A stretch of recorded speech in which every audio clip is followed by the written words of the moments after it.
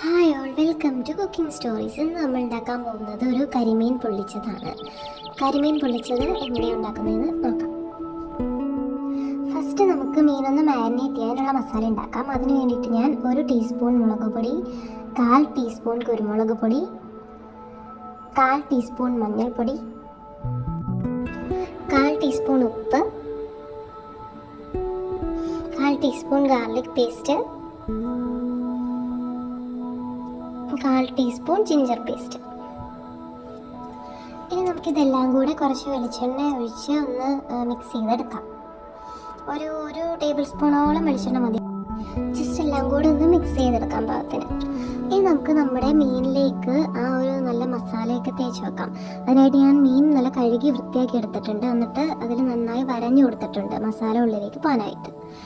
അത് ഞാൻ ഈ മസാല ജസ്റ്റ് ഇട്ടിട്ട് ഫുൾ തേച്ച് കൊടുക്കുകയാണ് മീനിൻ്റെ പുറത്ത് മൊത്തം. അങ്ങനെ മൊത്തം മസാല തേച്ച് കഴിഞ്ഞിട്ടുണ്ട്. ഇനി ഇത് 1 മണിക്കൂർ ഇങ്ങനെ റെസ്റ്റ് ചെയ്യാൻ വെക്കാം.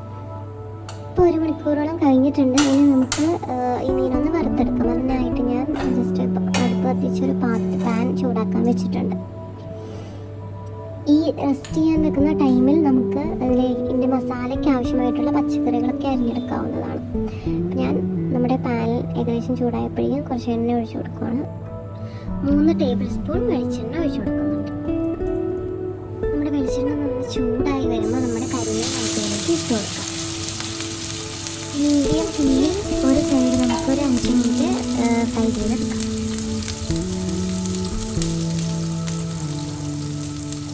ഇപ്പോൾ 5 മിനിറ്റ് കഴിഞ്ഞിട്ടുണ്ട്. ഇനി അടുത്ത സൈഡ് ഫ്രൈ ചെയ്യാനായിട്ട് ഇങ്ങനെ തിരിച്ചിട്ട് കൊടുക്കാം. 5 മിനിറ്റ് ഈ ഒരു സൈഡും കൂടെ നമുക്ക് ഫ്രൈ ചെയ്തെടുക്കാം.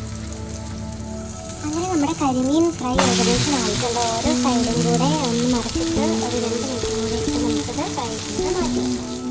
ഇനി നമുക്ക് ഇതിനാവശ്യത്തിലേക്കുള്ള മസാല തയ്യാറാക്കാം. അതിനായിട്ട് 2 സവോള വളരെ കുഞ്ഞായി അരിഞ്ഞത് നമ്മുടെ മീൻ വറുത്ത സെയിം എണ്ണയിലേക്ക് തന്നെ ഇട്ട് വഴറ്റിയെടുക്കാം. എണ്ണ വഴണ്ട് വരാനായിട്ട് ഞാൻ കുറച്ച് ഉപ്പ് ആഡ് ചെയ്ത് കൊടുക്കുന്നുണ്ട്. ഒരു 1/4 ടീസ്പൂൺ ഉപ്പാണ് ഇപ്പോൾ ആഡ് ചെയ്ത് കൊടുക്കുന്നത്. ഇനി ഇതിലേക്ക് ഒരു തണ്ട് കറിവേപ്പില ചെറുതായി അരിഞ്ഞത് ചേർത്ത് കൊടുക്കുകയാണ്. ഇനി നമുക്ക് 1 ടീസ്പൂൺ ഗാർലിക് പേസ്റ്റും 1 ടീസ്പൂൺ ജിഞ്ചർ പേസ്റ്റും ചേർത്ത് കൊടുക്കാം. ഇത് രണ്ടും ചേർത്തതിന് ശേഷം നന്നായി ഒന്ന് ഇളക്കിയെടുക്കുന്നുണ്ട്. ഇനി ഇത് നന്നായിട്ട് വാടിക്കഴിയുമ്പോൾ നമുക്ക് ഇതിലേക്ക് ആവശ്യമുള്ള പൊടികളൊക്കെ ചേർത്ത് കൊടുക്കാം. 1 ടീസ്പൂൺ മുളക് പൊടി, 1/4 ടീസ്പൂൺ മഞ്ഞൾപ്പൊടി, 1/2 ടീസ്പൂൺ കുരുമുളക് പൊടി എന്നിവ ചേർത്ത് കൊടുക്കുന്നുണ്ട്. പൊടികളുടെയൊക്കെ പച്ചമണം മാറുന്നവരെ ഒന്ന് വഴറ്റിയെടുക്കുക. ഇനി 2 വലിയ തക്കാളി ചെറുതായി അരിഞ്ഞത് ചേർത്ത് കൊടുക്കുന്നുണ്ട്. ഒന്ന് നന്നായി ഇളക്കി എല്ലാം യോജിപ്പിച്ചതിന് ശേഷം ഇത് മൂടി വെക്കുക.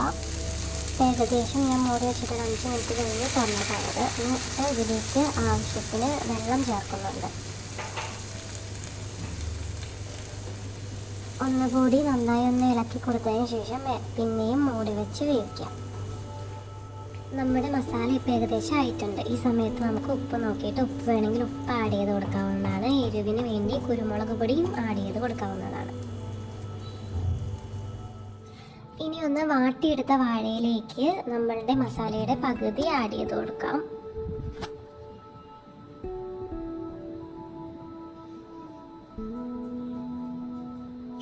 ഇനി നമ്മൾ നേരത്തെ ഫ്രൈ ചെയ്ത് മാറ്റി വെച്ചിട്ടുള്ള നമ്മുടെ മീൻ ഈ മസാലയുടെ മുകളിൽ വെച്ച് കൊടുക്കാം. ഇനി നമ്മുടെ ബാക്കി പകുതി മസാല മീനിൻ്റെ മുകളിലേക്ക് വെച്ച് കൊടുക്കാം. നമ്മുടെ മീൻ മസാലയെ നന്നായി കവർ ചെയ്തെടുത്തിട്ടുണ്ട്. ഇനി നമുക്ക് ഈ ഇലയൊന്ന് പൊതിയാം. പൊതിച്ചോറൊക്കെ കെട്ടുന്നത് പോലെ തന്നെ പൊതിഞ്ഞാൽ മതിയാകും. വാഴയില തന്നെ കുറച്ച് മുറിച്ചെടുത്തൊരു വള്ളി പോലെയാക്കി ഞാൻ ഒന്ന് കെട്ടിക്കൊടുക്കുന്നുണ്ട്.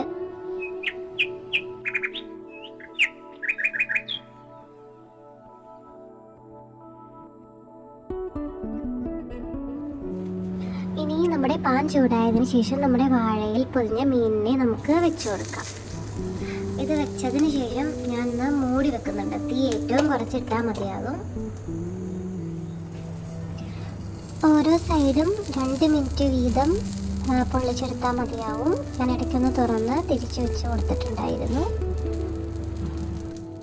കരിമീൻ പൊള്ളിച്ചത് റെഡി ആയിരിക്കുകയാണ്. നമുക്കൊന്ന് തുറന്ന് നോക്കാം. എല്ലാവരും തീർച്ചയായിട്ടും ഇതൊന്ന് ട്രൈ ചെയ്ത് നോക്കണേ. ഈ റെസിപ്പി എല്ലാവർക്കും ഇഷ്ടപ്പെട്ടിട്ടുണ്ടെന്ന് വിചാരിക്കുന്നു. വീഡിയോ ഇഷ്ടപ്പെട്ടിട്ടുണ്ടെങ്കിൽ ഒന്ന് ലൈക്ക് ചെയ്യണേ. ഇതുപോലത്തെ കൂടുതൽ കുക്കിംഗ് വീഡിയോസിനായി കുക്കിംഗ് സ്റ്റോറീസ് സബ്സ്ക്രൈബും കൂടെ ചെയ്യണേ.